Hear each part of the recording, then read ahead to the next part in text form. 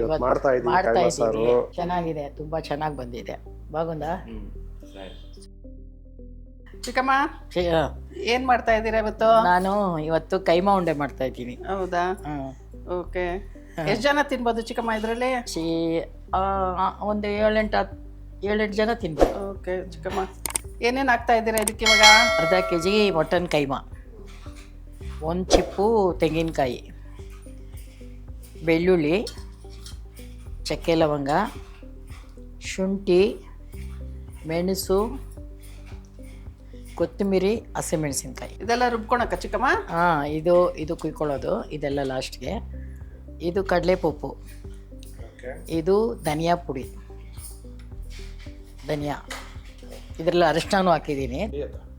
ಕಡಲೆಪಪ್ಪು ಪುಡಿ ಮಾಡ್ಕೋಬೇಕು, ಈ ಥರ ನುಣ್ಣಗೆ ಪೌಡ್ರ್ ಹಾಕಬೇಕು. ತೆಂಗಿನಕಾಯಿ, ಮೆಣಸು, ಚಕ್ಕೆ, ಶುಂಠಿ, ಬೆಳ್ಳುಳ್ಳಿ,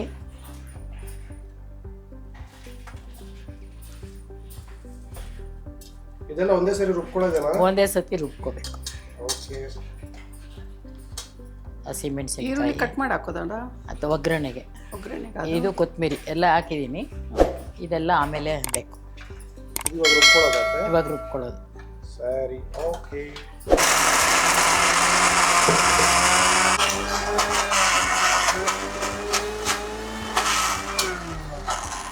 ಸ್ವಲ್ಪ ತೆಗೆದಿಟ್ಕೋಬೇಕು. ಆಮೇಲೆ ಉಪ್ಪು ಹಾಕಬೇಕು, ಮತ್ತೆ ಸ್ವಲ್ಪ ರುಬ್ಬೇಕು.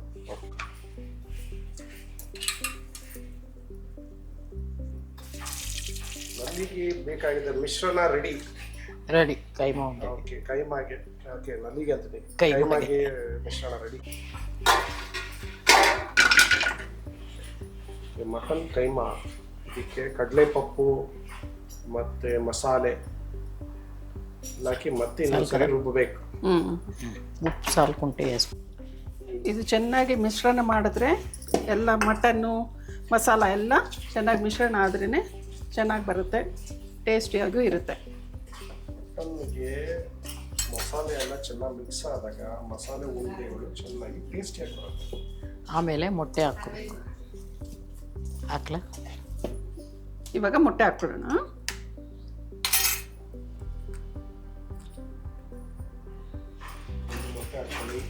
ಅಷ್ಟೇ, ಒಂದು ಮೊಟ್ಟೆನೇ ಸಾಕು. ಮತ್ತೆ ಇದು ಎಂತ ಮಟನ್ తీసుಕೊಂಡಿದ್ದು ನಮಗೆ? ಅರ್ಧ kg ಮಟನ್. ಅರ್ಧ kg ಮಟನ್ ಮಸಾಲೆ ಮತ್ತೆ ಮೊಟ್ಟೆ ಹಾಕಿ ಸ್ವಲ್ಪ ಎಣ್ಣೆ ಸವರ್ಕೊಂಡ್ರೆ ತಟ್ಟೆನೆ ಉಂಡೆಗಳು ಅಂತಲ್ಲ ಪೆಟ್ಟು.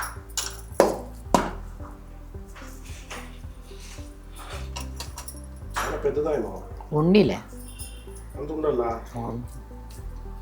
ಮಾನ್ಮೆ ಕದ.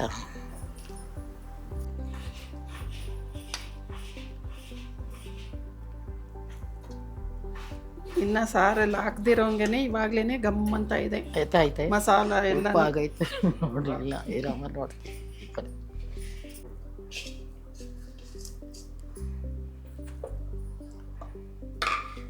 ಎಣ್ಣೆ ಹಾಕಿ ಅದಕ್ಕೇನು ಸಾಸಿವೆ ಹಾಕಲ್ಲ, ಈರುಳ್ಳಿ ಹಾಕ್ತೀವಿ. ಈರುಳ್ಳಿ ಹಾಕ್ತಾ ಇದೆಯತ್ತೆ? ಈರುಳ್ಳಿ ಹಾಕ್ತಾ ಇದ್ದೀನಿ. Okay, super. ಈರುಳ್ಳಿ ಸಾಸಿವೆ ಗೀಸ್ವೆ ಹಾಕಲ್ವಾ? ಸಾಸಿವೆ ಹಾಕಲ್ಲ, ಹೇಳಿದ್ನಲ್ಲ ಸಾಸಿವೆ ಹಾಕಲ್ಲ. ಕರಿಬೇವು ಹಾಕ್ತಾ ಇದಕ್ಕೆ? ಇಲ್ಲ, ಎಲ್ಲೋ ಐತೆ, ಮರದಲ್ಲಿ ಹೋಗಿ ಕಿತ್ಕೊಂಡ್ಬರ್ಬೇಕು. ಗಿಡದಲ್ಲಿ ಕರಿಬೇವು ಹಾಕಿ ಸ್ವಲ್ಪ ಕೆಂಪಾದ್ಮೇಲೆ ಈರುಳ್ಳಿ ಸ್ವಲ್ಪ ಕೆಂಪಾದ್ಮೇಲೆ ಕೋಸ್ನ ಮಸಾಲ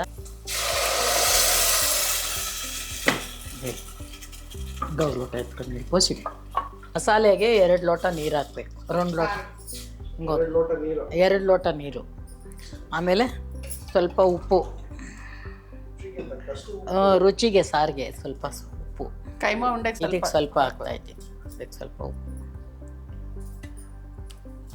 ಉಪ್ಪು ತುಪ್ಪಾದ್ಮೇಲೆ ನೀರು, ಇದನ್ನು ಅದ್ರ ಮೇಲೆ ಇಡ್ತೀವಿ. ಅದು ಬಿಸಿ ಆದರೆ 10 ನಿಮಿಷ ಮರಳಿದ ಮೇಲೆ ಚೆನ್ನಾಗಿ ಕುದಿಯೋವಾಗ ಇದು ಬಿಸಿಯಾಗಿರುತ್ತೆ. ಅದನ್ನು ತೆಗೆದು ಅದರೊಳಗೆ ಹಾಕಿ ಒಂದು 20 ನಿಮಿಷ ಬೇಯಿಸ್ಬೇಕು ಅದನ್ನು. ಕೈಮಾನ ಉಂಡೆನ. 20 ನಿಮಿಷಕ್ಕೆಲ್ಲ ಬೆಂದೋಗುತ್ತಾ? ಹಾಂ, ಬೆಂದೋಗುತ್ತೆ 20 ನಿಮಿಷ. ಓಕೆ. ಈ ಕೈಮಾ ಸಾರು ಯಾರಿಗೆ ಇಷ್ಟ ಆಗುತ್ತೆ ನಿಮ್ಮ ಮನೇಲಿ? ನಮ್ಮ ಮನೇಲಿ ನನ್ನ ಚಿಕ್ಕ ಮಗನಿಗೆ, ದೊಡ್ಡ ಮಗನಿಗೂ ಇಷ್ಟನೇ.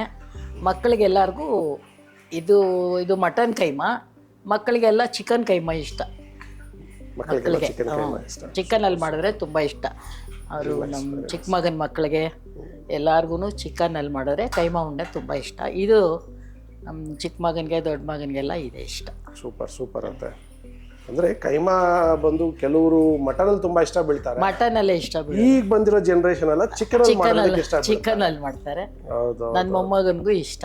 ವೆರಿ ನೈಸ್ ಅಂತ. ಓಕೆ, ನೋಡೋಣ. ರುಚಿಯಾದ ಕೈಮಾ ಸಾರು ಮಾಡ್ತಾ ಇದೆಯಾ? ತಿಂದು ನೋಡಬೇಕಾಗಿದ್ದೆ. ಇದು ಇಷ್ಟು ಮರಳಬೇಕು, ಮರಳ್ತಾ ಇದೆ. ಒಂದೊಂದೇ ಇವಾಗ ಕುದೀತಾ ಇದೆ ಸಾರು, ಕುದೀತಾ ಇದೆ. ಅವಾಗ ಇದು ಒಂದೊಂದೇ ತೆಗೆದು ಹಾಕಬೇಕು.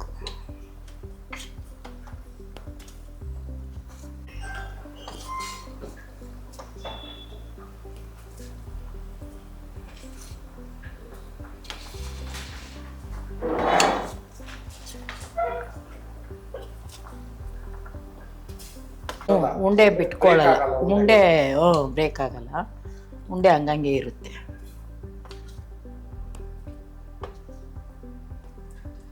ಘಮ ಘಮ ಅಂತ ಆಯ್ತಾಗ್ಲೇ. ಘಮ ಘಮ.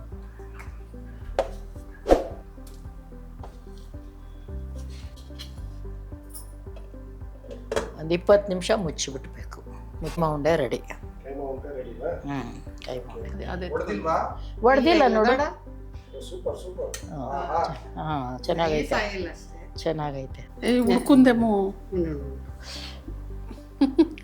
బిసి బిసి కైమా ఉండే. అంటే మీరు చేయండి, టేస్ట్ చేయండి. ఓకే, బాగుంది. ఇంత సరిగా ఉంది. కారం అంతా సరిగా, ఉప్పు కారాలు సరి ಇದೆಯಾ? ಸರಿಯಾಗಿದೆ. ಪುಟ್ಕೋ ಆವಾಜ್ ಆವಾ ಪಕ್ಕಲ ನಿಲ್ಸ್ಕೋ. ఎట్లుందప్ప? బాగుందా? సూపరా? ನಮ್ಮ ಅಜ್ಜಿ ಮಾಡಿರೋದು ಒಂದು ಚಪ್ರ. ನಮ್ಮ ಅಜ್ಜಿ ಮಾಡಿರೋದು చెప్పు.